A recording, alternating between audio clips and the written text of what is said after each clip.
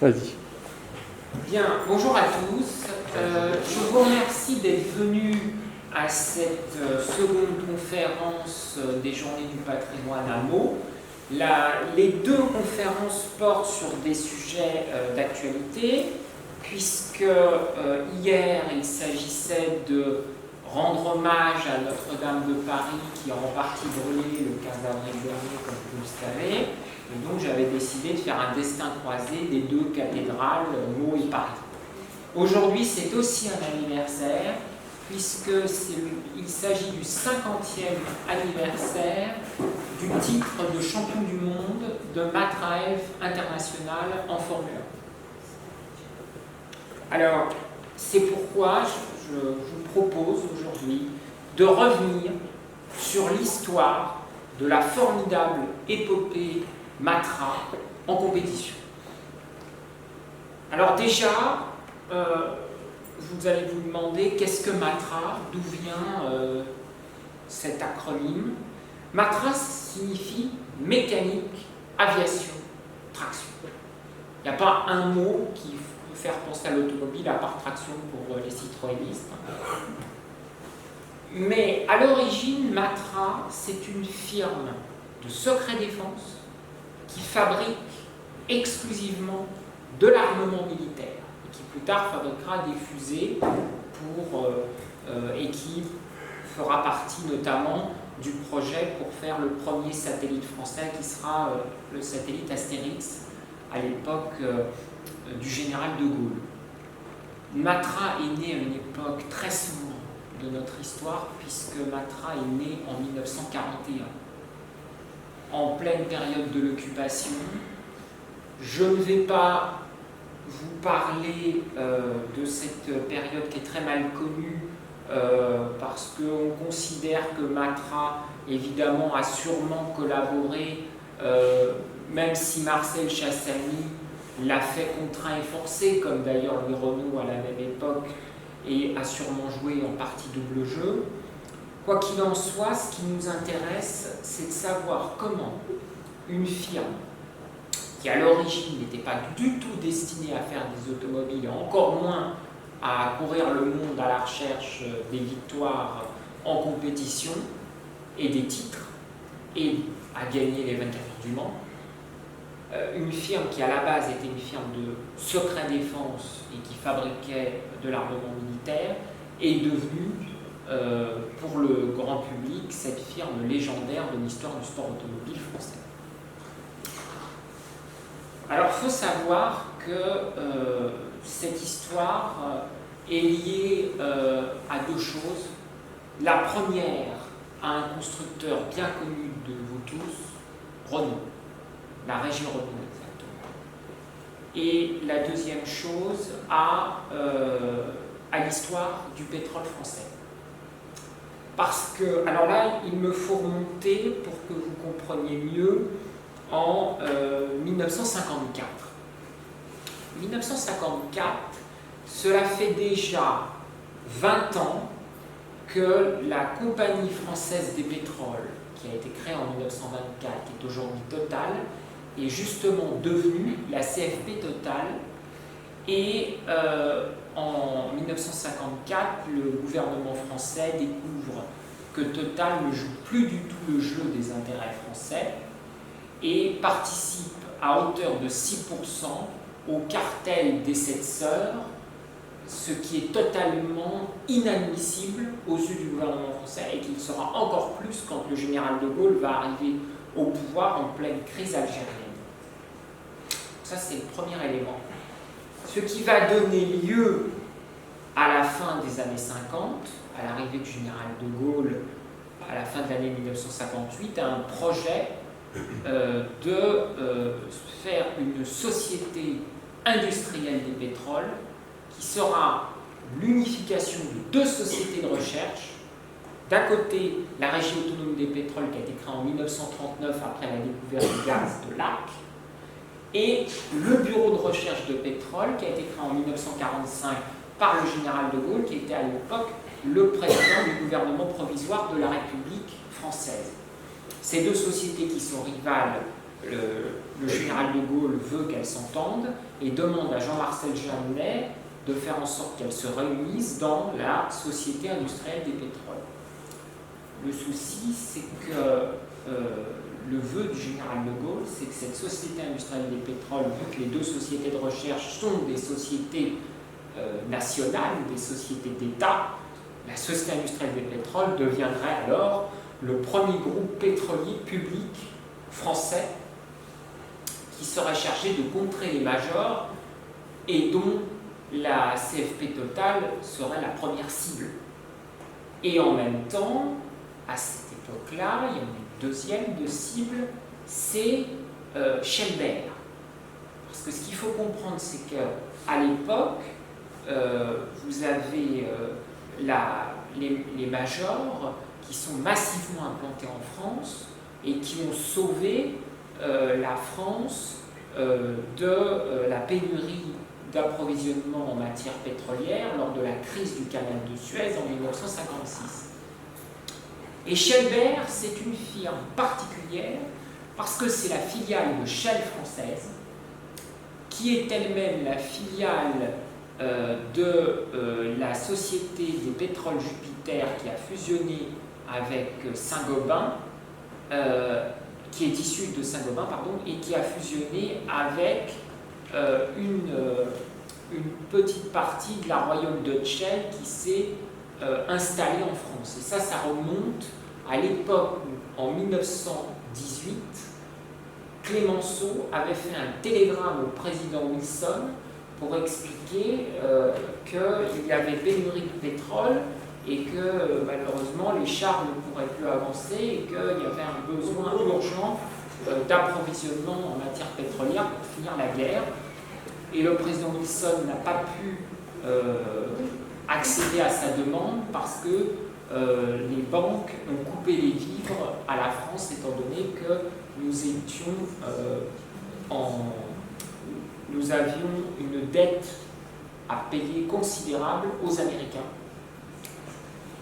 Et du coup, il y a Émile Deutsch de la Meurthe qui est entré en jeu, qui est le président à l'époque de l'Automobile Club de France, et qui est allé voir Monsieur Deterding, le président de la Royal Dutch Shell, et Deterding a dit « Moi, je veux bien vous aider, mais en échange, vous allez faire en sorte que Shell ait le quasi-monopole en France en matière pétrolière et je veux qu'une filiale française soit implantée durablement dans le territoire. » C'est pour ça que Shell a une place si particulière dans le paysage pétrolier français depuis cette époque. Bien sûr, il y aura entre-temps la création de la CFP Total en 1924, mais ce n'est pas notre sujet. Donc, je reviens à 1959. La situation est telle que vous avez une tension entre le nouveau président, le général de Gaulle, qui veut un groupe pétrolier public, une partie de sa majorité qui forme les Républicains indépendants avec Antoine Pinet et un certain Valéry Giscard d'Estaing qui est très jeune et qui est secrétaire d'État et qui n'a pas l'intention de laisser le général de Gaulle créer un groupe pétrolier public français au nom du libre-échange et du libéralisme. Et surtout, des gens comme Antoine Pinet ou Valéry Giscard d'Estaing ont des intérêts bien compris avec le consortium, avec la CFP Total et avec le cartel des 7 sœurs. Donc, la SIP est un échec cuisant, d'autant qu'on risque à un moment donné l'incident diplomatique avec l'ambassadeur des États-Unis. Et finalement, le général de Gaulle réussit un coup de force le 14 novembre 1960, la création par décret de l'Union générale des pétroles. Une petite structure, petite société pétrolière d'État, qui a comme filiale le BRP et la RAP, donc ils ne sont pas unifiés, et son dirigeant, Paul Mock, avec l'appui de Pierre Guillaumat, qui est le bras droit du général de Gaulle, celui qui l'a accompagné et qui a piloté la résistance, notamment depuis l'Algérie française pendant la Seconde Guerre mondiale, qui a été nommé commissariat à l'énergie atomique et qui en même temps est le chef de file de l'école des mines et qui gère de très loin, mais d'une main très sûre, les affaires pétrolières françaises, en tout cas le projet de faire une société pétrolière d'État.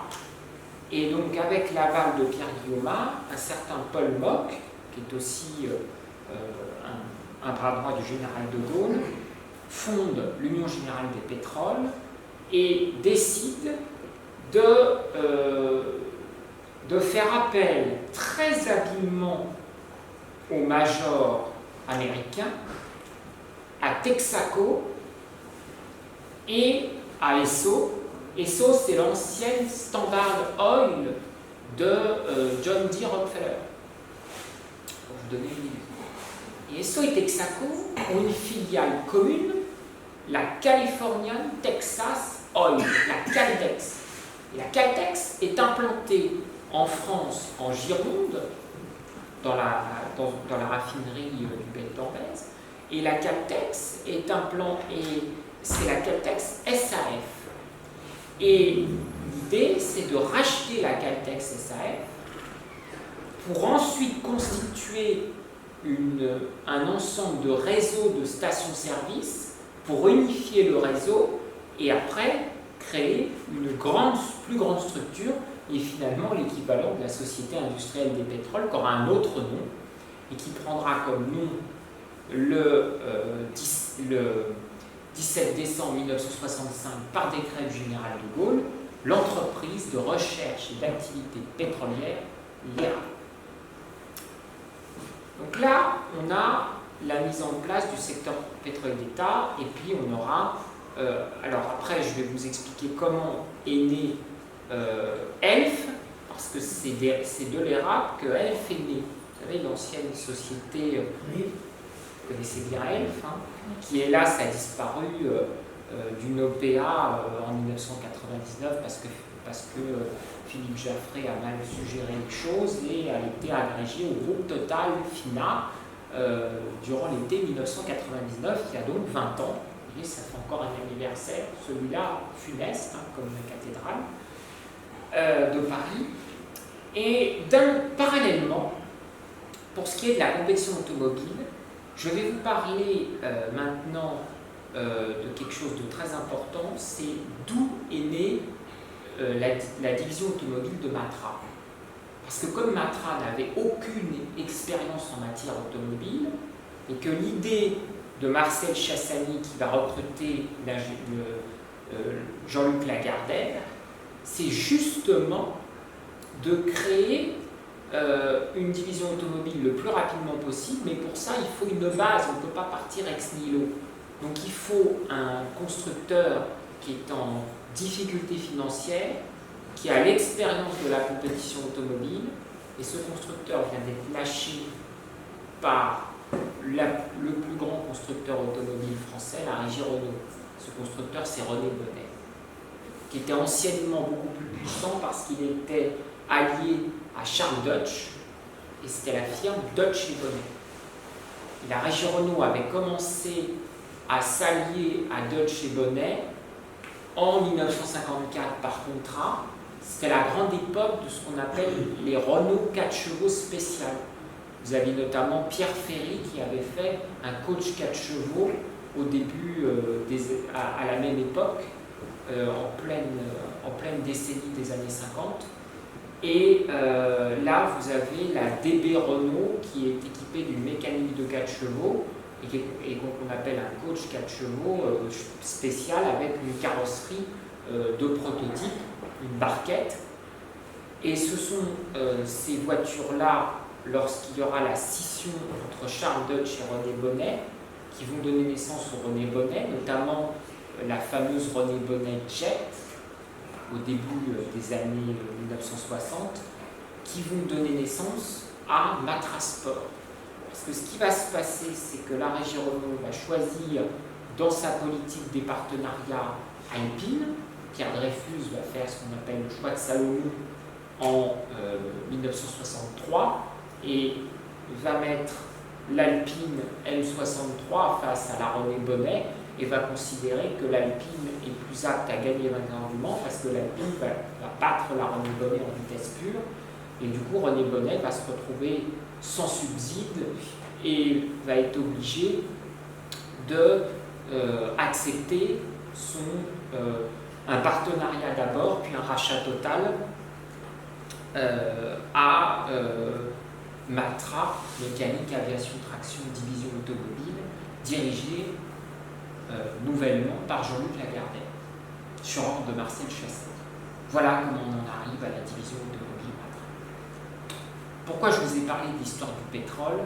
Parce que, dans un premier temps, Matra va d'abord être motorisé par British Racing Motors BRM et à ce titre va être parrainé, parce qu'on ne parle pas encore de sponsoring à l'époque, va être parrainé et aura comme fourniture de carburant le major BP, la British Petroleum.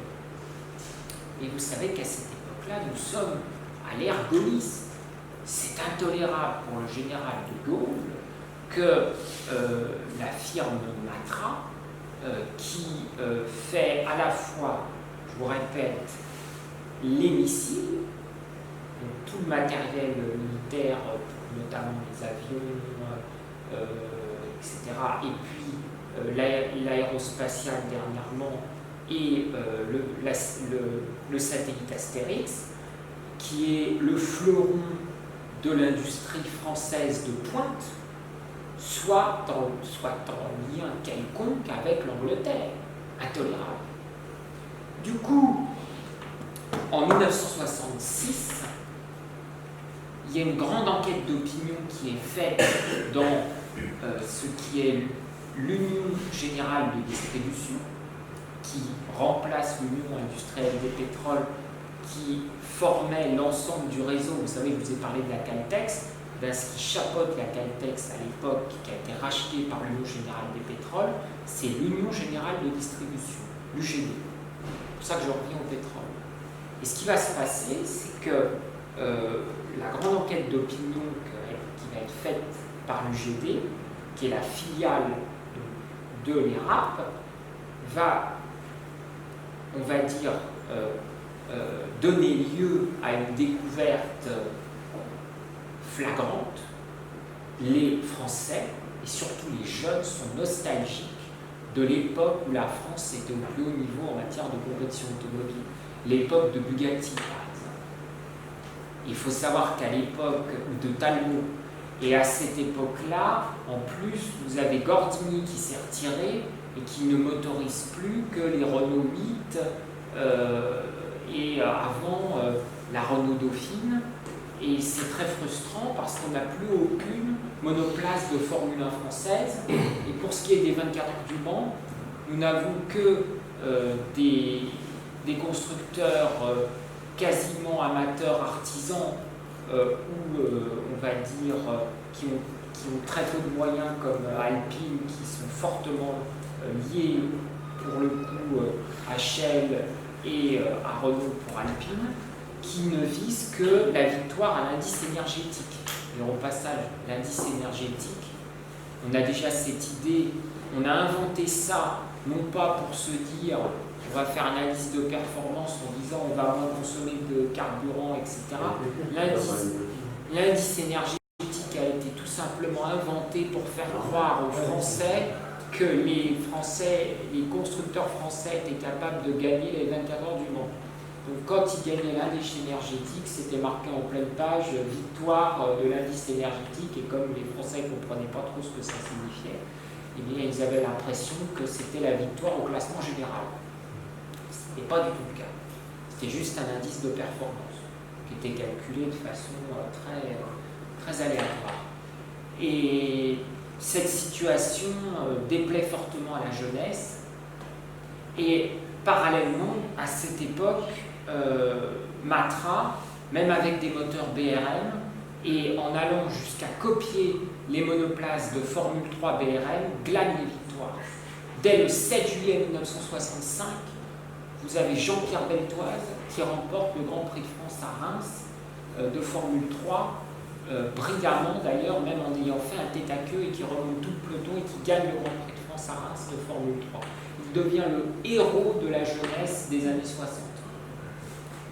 Et donc il est clair que les victoires de Matra et les titres qui ne manquent pas d'arriver en Formule 3 avec un moteur BRM et avec le parrainage de BP intéressent au plus haut point les RAP et l'Union Générale de Distribution dont les RAP est filiale.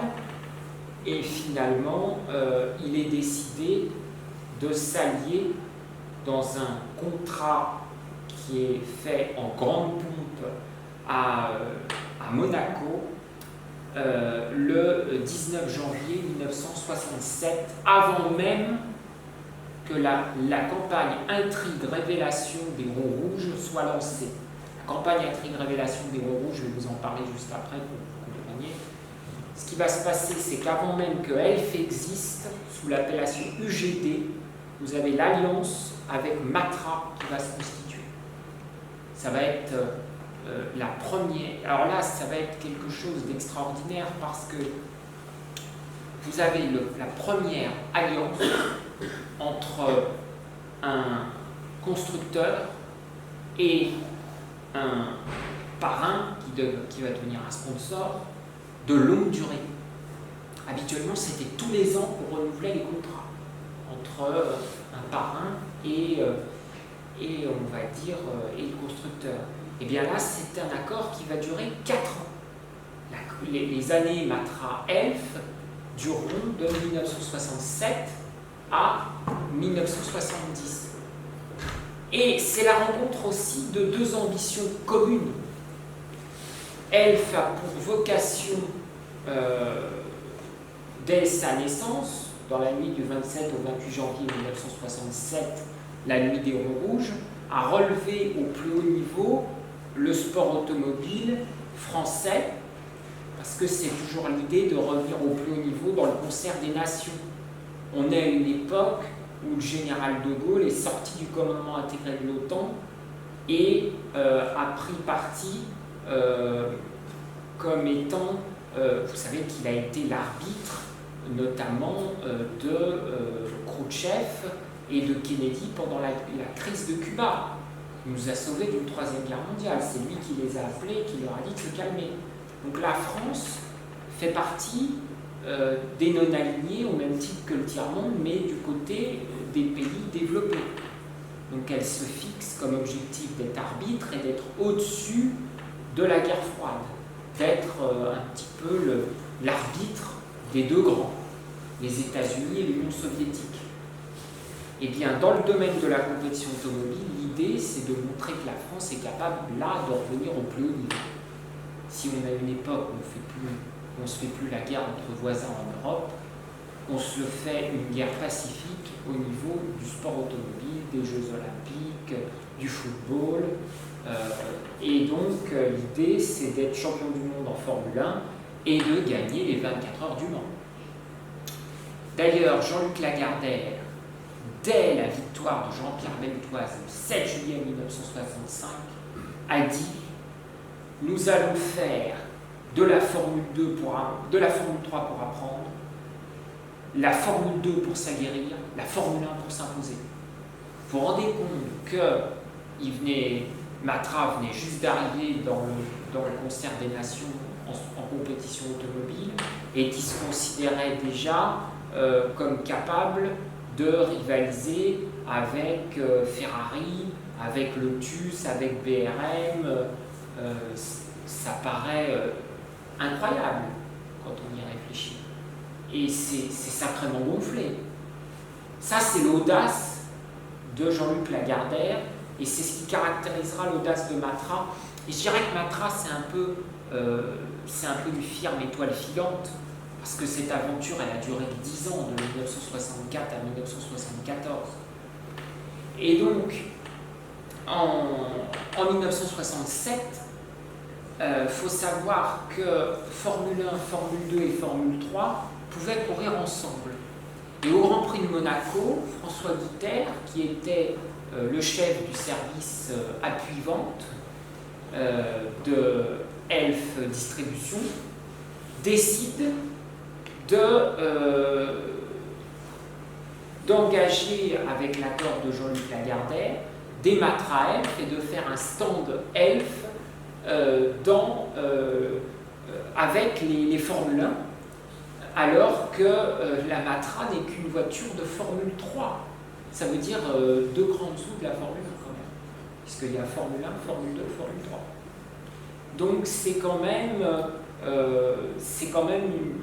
une audace, une outrecuidance, je dirais, considérable. Mais l'idée, c'est pas de gagner le Grand Prix de Monaco. L'idée, c'est de se faire voir. On est déjà dans l'idée d'une guerre de communication. Elf se sert de Matra pour sa pub, et Matra se sert d'Elf pour avoir, je dirais, une bonne image, puisque c'est l'idée que Matra, c'est du 100% français. Du 100% français, oui et non. Les Matra ont toujours des moteurs BRM, et en plus, pour couronner le tout, Jean-Luc Lagardère s'est entendu avec Ken Tyrrell et a créé une autre écurie que l'écurie Matra Elf traditionnelle, qui est l'écurie Matra Internationale. Et ces voitures sont vertes en vert anglais, avec juste des parements bleu, blanc, rouge à l'avant, sur le nez. Donc, la firme Matra, je dirais, a un intérêt de firme privée qui rejoint l'intérêt de l'État français, mais je dirais que c'est plus un croisement qu'une volonté commune. Un exemple flagrant. Au Salon de l'Auto 1966, le général de Gaulle, qui vient tous les ans au Salon de l'Auto, se déplace et va au stand Matra. Il toise Jean-Pierre Beltoise et lui dit « Ah, Beltoise, vous et Matra, vous formez une famille. » Mais il toise Jean-Luc Lagardère et il lui dit « Vous gagnez des courses, monsieur Lagardère, c'est bien, mais votre moteur n'est pas français. » Lagardère lui répond « Nous y travaillons, monsieur le président. » À partir de là, Jean-Luc Lagardère demande un entretien avec Georges Pompidou, qui est le Premier ministre du général de Gaulle, et lui demande de financer, c'est-à-dire que l'État donne l'argent donne un prêt à la firme Matra pour financer un moteur français, ce sera le fameux V12 Matra. Et Georges Pompidou accepte. Et ils ont même une discussion qui va très loin, puisque Jean-Luc Lagardère lui dit mais je vous promets que ça sera entièrement remboursé si nous réussissons à gagner le championnat du monde de Formule 1 et les 24 heures du Mans. Et Georges Pompidou dit j'irai même plus loin, quand vous serez aux 24 heures du Mans avec votre Matra 100% française, je ne serai sans doute plus dans la politique, je serai sans doute un écrivain, eh bien je viendrai vous voir. Et l'histoire tiendra plus que ses promesses, puisqu'il sera là au départ des 24 heures du Mans 1972, mais comme président de la République, et il assistera à la première victoire de Matra en compétition, il assistera aussi à la deuxième en 1973, mais il n'assistera pas à la troisième consécutive, puisqu'il sera décédé en avril 1974. Jean-Luc Lagardère a donc le couteau sous la gorge, il a un prêt 6 millions de francs de l'État, il est obligé de faire une Matra 100% française. Il recrute alors Ah oui, j'ai oublié de vous dire, ça c'est important, mais je pourrais vous le dire par la suite. Jean-Luc Lagardère a eu une intuition de génie, mais qui va lui coûter très cher par la suite, et c'est pour ça d'ailleurs il a débauché Bernard Boyer, qui était ingénieur chez Alpine. Et Bernard Boyer va devenir le grand créateur de toutes les matras de compétition, puisque Robert Schulen a fait que la MS 640 qui s'est envolée d'Henri Pescarolo en 1969. Et ça va lui coûter cher parce que Bernard Boyer était donc le protégé de Jean Rédélé, et Jean Rédélé, qui dirigeait Alpine, on voudra toujours à Matra d'avoir fait ça, à Jean-Luc Lagardère d'avoir fait ça, et une fois en partenariat total avec la régie Renault à partir de 1968, il se débrouillera pour que Matra ne soit pas allié à la régie Renault. Donc ça mettra des bâtons dans les roues à la stratégie de Jean-Luc Lagardère par la suite. La parenthèse est refermée. Pour créer le moteur Matra V12, Jean-Luc Lagardère a besoin d'un motoriste. Il fait appel aux gens de chez Simca. Pourquoi? Parce qu'il a des amis chez Simca, et celui qui se présente pour être motoriste, c'est un certain Georges Martin. Et Georges Martin fait appel à son ami Georges Chariat, et dans leur cabane, ils commencent en perruque, c'est-à-dire avant même que l'ordre soit donné, à réfléchir sur un moteur. Puis Jean-Luc Lagardère lui dit « Je voudrais que ça soit un V12 ». Parce que c'est ce qu'a dit Georges Martin. S'il ne m'avait pas dit d'emblée que je voulais un V12, eh bien j'en serais encore aujourd'hui à me poser la question, parce que c'était en 1996 qu'il avait été interviewé dans le documentaire Matra, le signe de la passion, j'en serais encore à me poser la question de quel moteur je pourrais faire. Et Jean-Luc Lagardère dit, je veux que ça soit un V12 et qu'il y ait un bruit singulier, qu'on l'entende dans tout le peloton et qu'il y ait une octave plus forte que le Ferrari. Parce que Jean-Luc Lagardère est toujours dans l'idée qu'il ne faut pas de Ferrari. Sauf que Jean-Luc Lagardère a oublié une chose, c'est la révolution du V8 Ford Cosworth. Et oui, Enzo Ferrari s'est fâché avec Henry Ford II qui voulait racheter la Scuderia. Et Henry Ford II s'est juré d'avoir la peau de la Scuderia, d'avoir la perte de la Scuderia Ferrari. Et c'est pour ça qu'il a lancé à l'assaut du Mans ses Ford GT40 dès 1964, et en Formule 1, qu'il a fait développer le moteur V8 Ford Cosworth dès 1966. Et donc en 1967, au moment où est élaboré le moteur V12 Matra, c'est déjà dépassé le V12 à cette époque-là n'est pas la solution pour être champion du monde. Mais Jean-Luc Lagardère pense encore comme au début des années 60, voire à la fin des années 50. Il n'a pas encore pensé qu'il a vu la révolution du V8 Ford Cosworth qui est en train d'équiper tout le peloton de Formule 1. Et Ferrari se retrouve seul avec son V12, comme Matra se retrouvera seul aussi avec son V12 et avec les problèmes du V12, c'est-à-dire un manque de couple. C'est-à-dire que le moteur ne réagit pas assez au niveau de l'accélération, et donc c'est très problématique. Il n'est pas plus puissant qu'un moteur V8 Ford Cosworth, et il a une capacité de réaction qui est moindre. Donc forcément, ça pose problème. Puis il y a un autre souci, c'est que Matra s'est lancé déjà à l'assaut du Mans en 1966, mais avec une voiture, la MS 620, dont le cahier des charges était très contraignant, puisqu'il fallait qu'elle soit identique à la future Matra MS 530 de Grand Tourisme. Alors évidemment, faire une voiture de sport prototype qui doit gagner les 24 heures du Mans à partir d'un dessin d'une hypothétique voiture de Grand Tourisme qui sortira l'année suivante, ça ne fait pas une voiture très équilibrée sur le plan aérodynamique, tout ça. Donc forcément, les voitures abandonnent. En plus, le moteur BRL n'est pas très fiable, donc ça n'arrange pas les choses. Et puis, l'année 1968 est capitale pour notre propos, parce que c'est l'année où le moteur V12 entre en scène, à la fois en Formule 1 et aux 24 heures du Mans.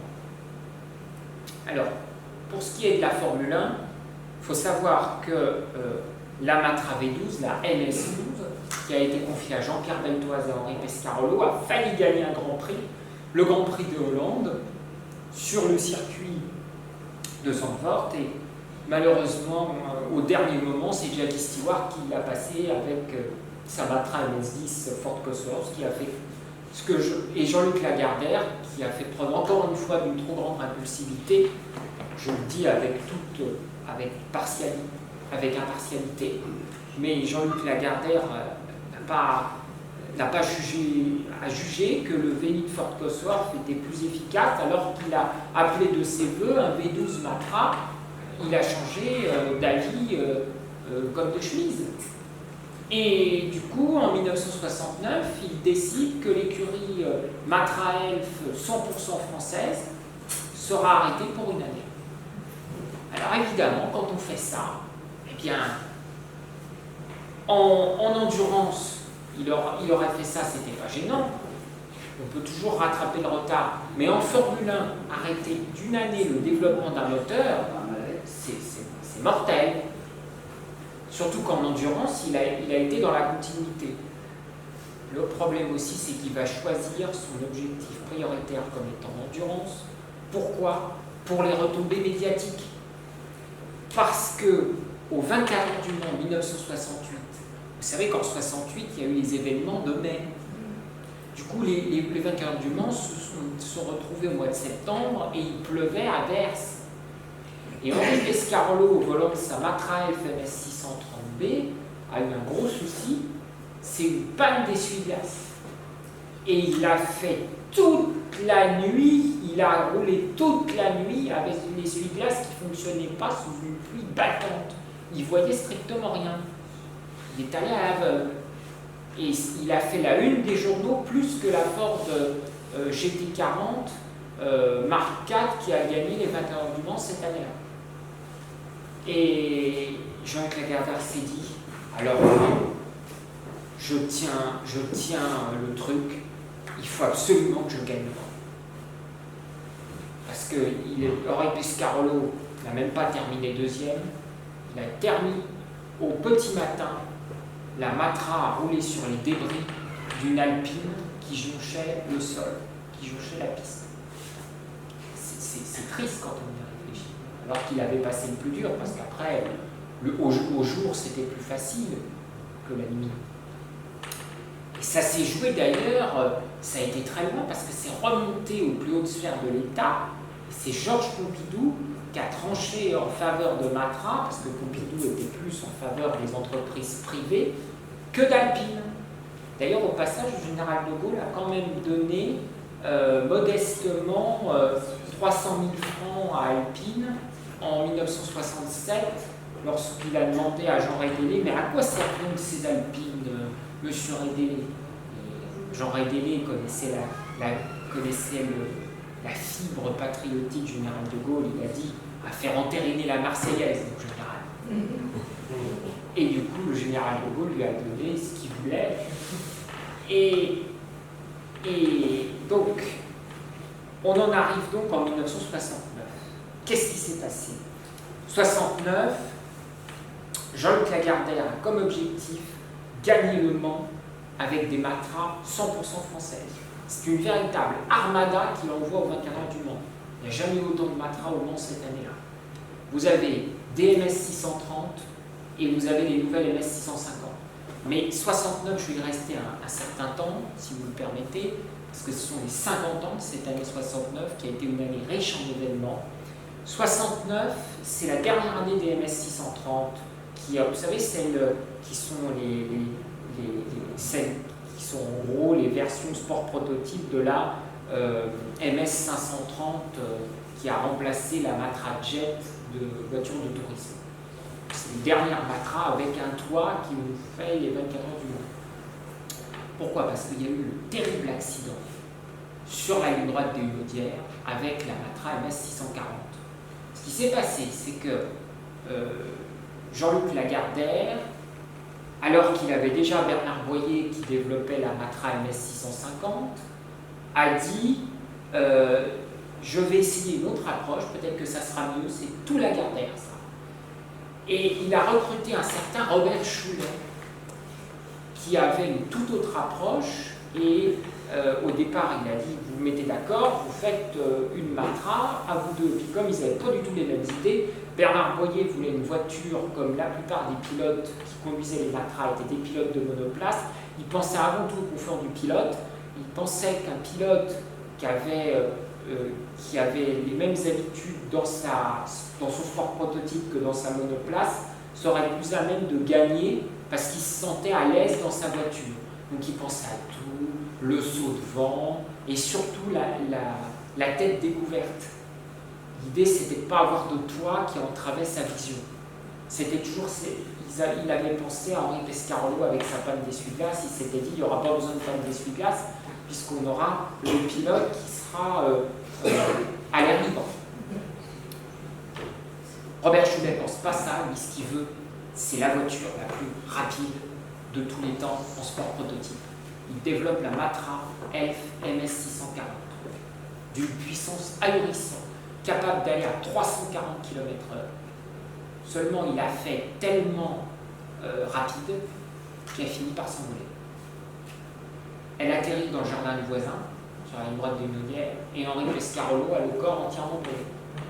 Il a failli mourir.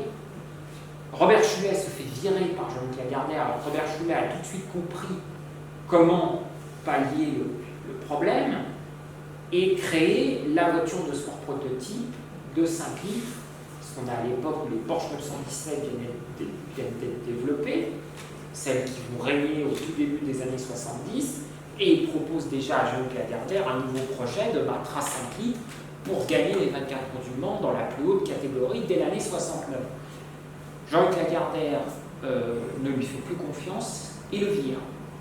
Robert Choulet partira chez Porsche et fera gagner à Porsche ses premières victoires en 24 heures du Mans. Il fera gagner cela. Les premiers succès font rentrer Porsche dans la légende en 70 et en 71.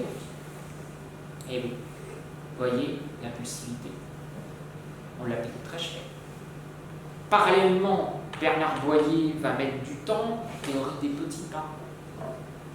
Et puis, les sports prototypes vont progressivement, les grandes sports prototypes de Saint-Cliff vont être interdites au bout de 2 ans, ce qui va permettre à Matra de glaner 3 victoires consécutives,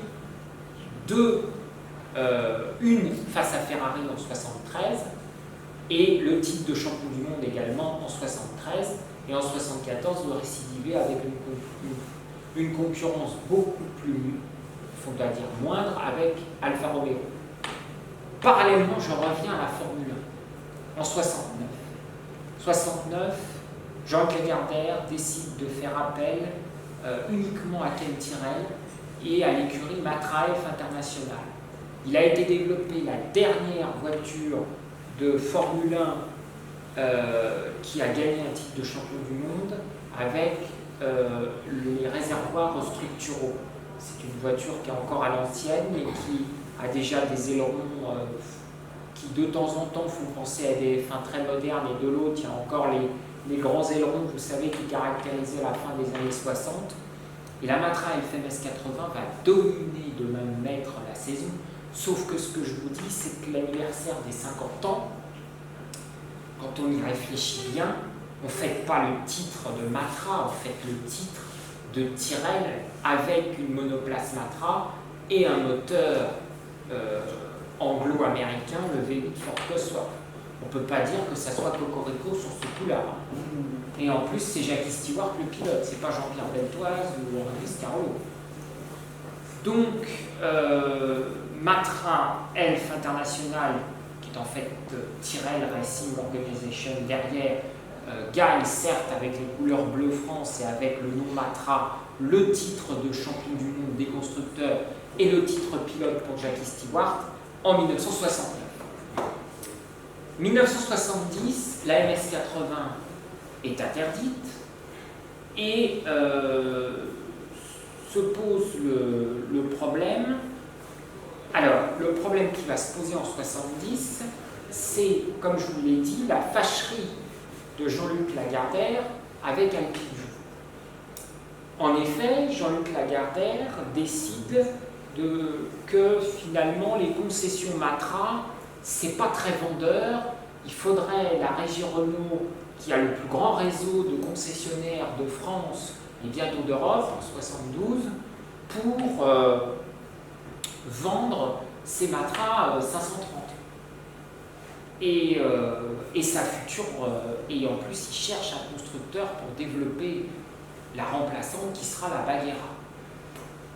Et le problème, c'est que Pierre Dreyfus, qui est le PDG de la régie Renault, lui dit très bien, moi je veux bien que vous mettiez, que les Matra soient vendus dans les concessions.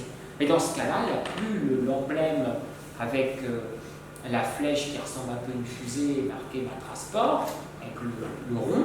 Il y aura à la place le losange. Alors ça, évidemment, la querelle des égaux. Vous imaginez, Jean-Luc Lagardère et Marcel Chassani ne peuvent pas tolérer que les Matra aient un losange à la place de leur emblème.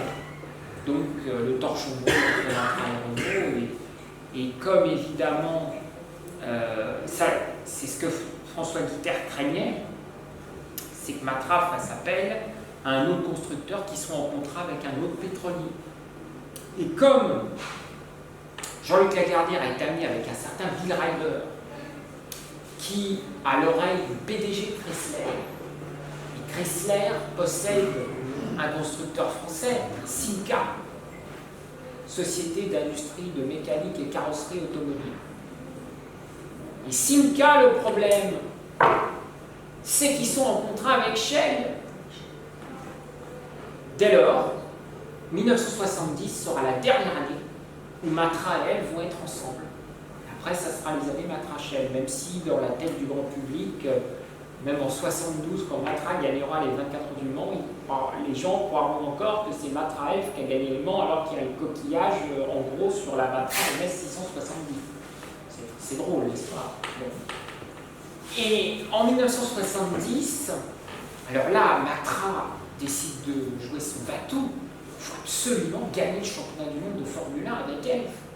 Comme ça, on est dans le 100% français, on aligne à nouveau une Formule 1 100% française, châssis plus moteur. Ça va être la superbe MS120. Le problème, c'est que la superbe MS120, elle n'est pas aussi efficace que belle. Pourquoi ?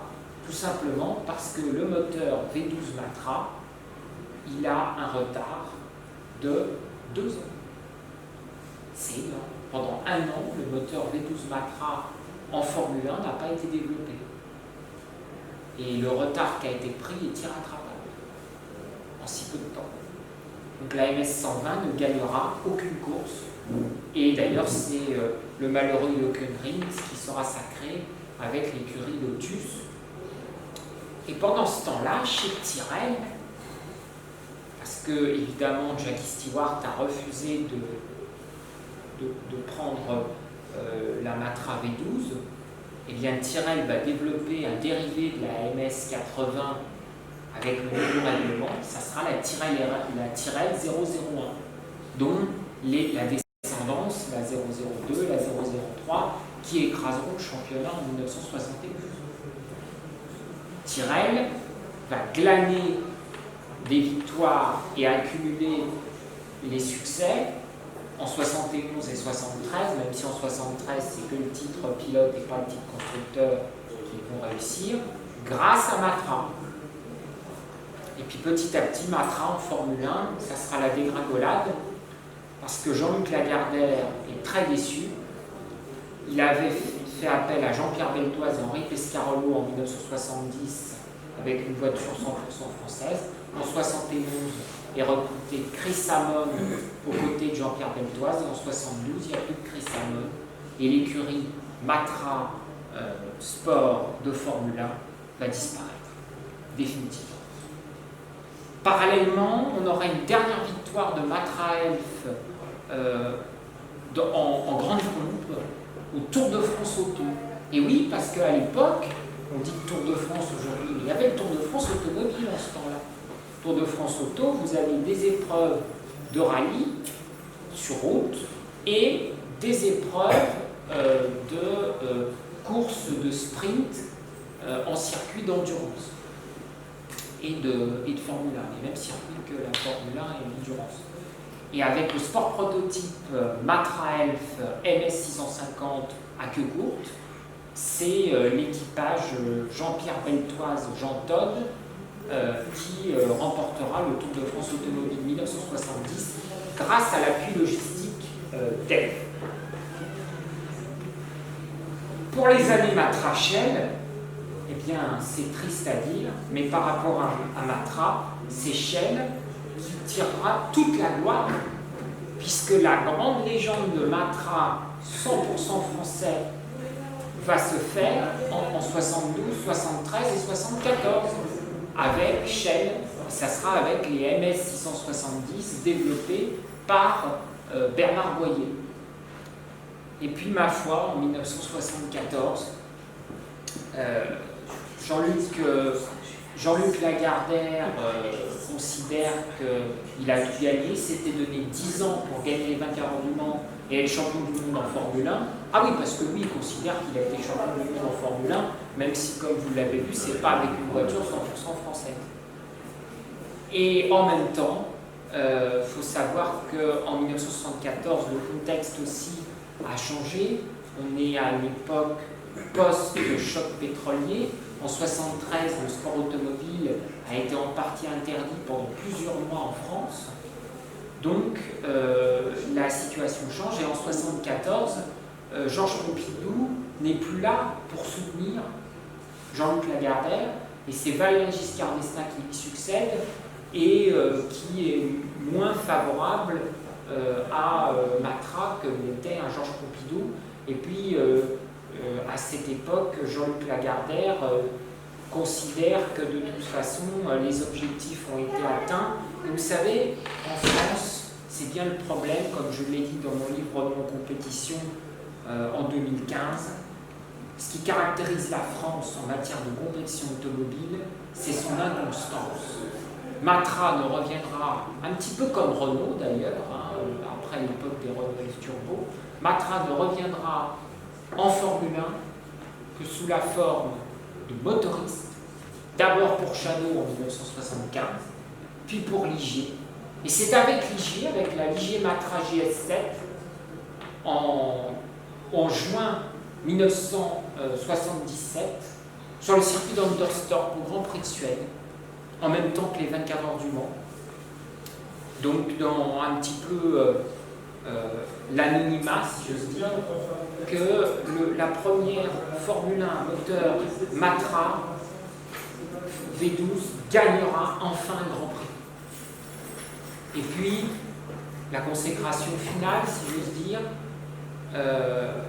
1978, ça sera un échec à nouveau, la séparation avec Ligier pendant 2 ans, le retour en 1980 avec une consécration finale, 2 belles victoires, au Grand Prix d'Autriche avec la Ligier Matra GS17 et au Grand Prix du Canada. Et puis un grand regret, c'est que le projet Matra de moteur turbo pour Ligier en 1982 ne se fera pas. Pourquoi? Parce que le projet d'espace est accepté par la régie Renault et non pas par l'automobile Peugeot. Or la régie Renault ne veut pas de concurrence face à son moteur turbo et à ses Renault F Turbo en Formule 1. Et une concurrence française, c'est encore pire pour la régie Renault qui a déjà une concurrence anglaise avec le moteur Brabham BMW Turbo, une concurrence italienne avec Ferrari et même Alfa Romeo.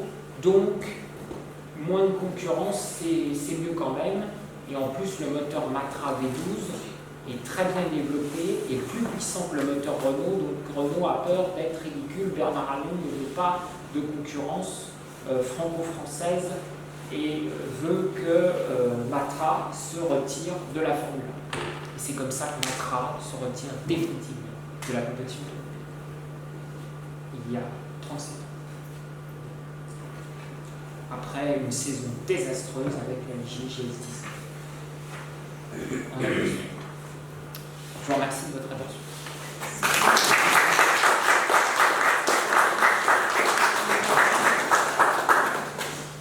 Vous avez des questions? On peut peut-être montrer les voitures, si tu veux. Ah oui, oui. Parce qu'on a parlé de beaucoup de choses. J'ai une question. Vous avez inventé un truc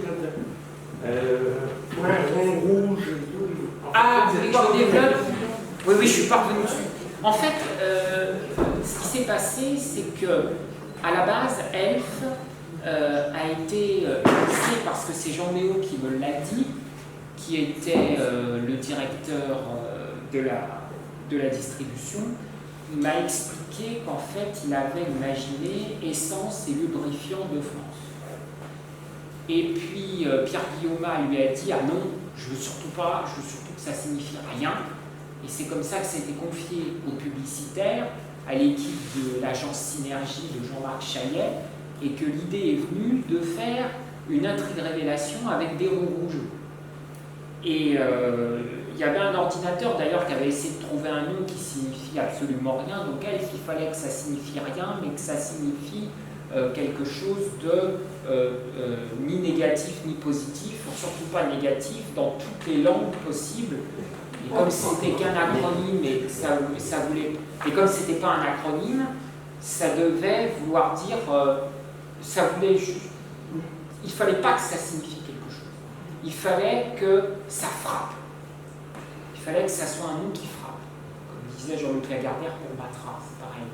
Et donc, l'intrigue révélation des ronds rouges, je vous explique en gros en quoi ça consistait. Vous alliez dans le métro, vous aviez une jolie fille qui était sur un transat, puis il y avait un rond rouge à côté, puis on n'est pas bien là, dans les deux, puis il y avait marqué les ronds rouges arrivent. Et puis après, dans la nuit du 27 au 28 avril 1967, où toutes les stations-service ont été équipées, ont été décorées avec des ronds rouges, et après avec le trépan Elf. Le trépan, ça symbolise, vous savez, les machines qui permettent de forer le pétrole. Et bleu, blanc, rouge, évidemment, puis bleu pétrole pour symboliser le pétrole, hein, c'est logique. Eh bien, les ronds rouges, c'était une intrigue qui devait être humoristique et qui devait frapper les gens. Ils devaient se demander ce que c'était. Et il fallait que la concurrence ne se doute pas que ça soit une histoire de pétrole.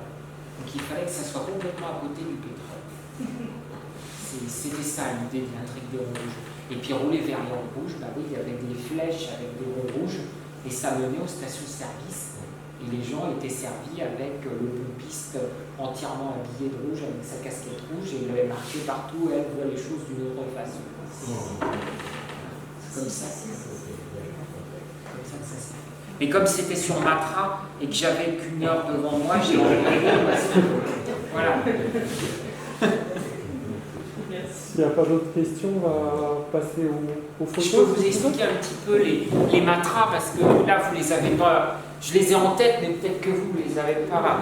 Alors, je vais juste 2 minutes intervenir. En fait, ce sont des photos que j'ai prises au musée de Romorantin. Allez-y, hein. N'hésitez pas à y aller, c'est vraiment magnifique. Vous avez pratiquement toutes les voitures de compétition de Matra. Et en plus, vous avez toutes les autres voitures. C'est ça qui est très intéressant, même les prototypes. Enfin, c'est vraiment un très beau musée. Et en plus, il y a toujours une exposition en plus. Là, il y a les Youngtimers en ce moment. Enfin, il y a toujours quelque chose de vraiment très bien. Et donc, je me suis mis d'accord avec le musée pour faire le calendrier. Donc voilà, c'est Matra en compétition. Donc, je vais vous montrer toutes les photos, en fait. Et ce calendrier, maintenant, vous êtes le deuxième, puisque je l'ai dit au musée Romorantin. Donc il est maintenant en vente sur Internet. Voilà. Ça vous intéresse, vous me direz. C'était vraiment Matra. Et Alors, donc on va voir les voitures. On commence par le commencement. Alors là, c'est pour les 24 heures du Mans. 1966. Vous voyez, donc c'est une sport prototype qui, avec comme cahier des charges la future Matra 530, et c'est donc la Matra DRM MS 620.